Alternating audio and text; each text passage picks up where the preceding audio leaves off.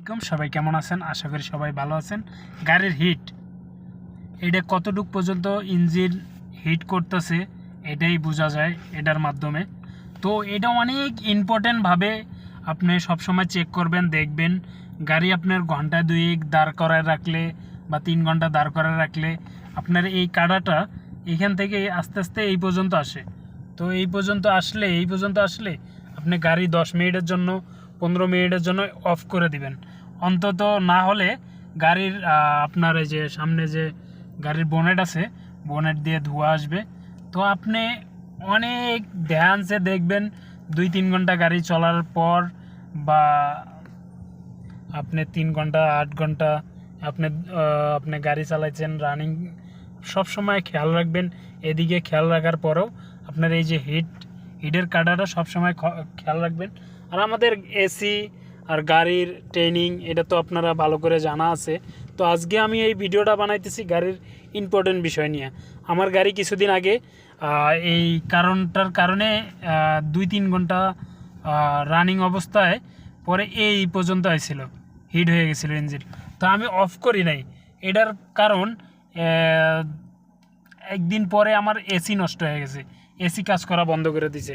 AC যতই পাক দেই মানে ঠান্ডা হাওয়া আসে না, মানে গরম হাওয়া আসে। তো আমি কি করব মেকারের কাছে গেলাম। তো মেকারের কাছে যাওয়ার পর বলল, আপনার কি ইঞ্জিন অনেক হিট হয়ে গেছিলো? তো আমি বললাম, আমার তো স্মরণ নাই, হয়তো মনে হয়। বলল যে ইঞ্জিন হিটের কারণে এসির সমস্যা হয়। তো সাবধান, এটা হিটের যদি এই পর্যন্ত আসে তো আপনি 10 মিনিটের জন্য 15 মিনিটের জন্য একটু কোনো জায়গায় 10 মিনিটের জন্য দাঁড় করাবেন।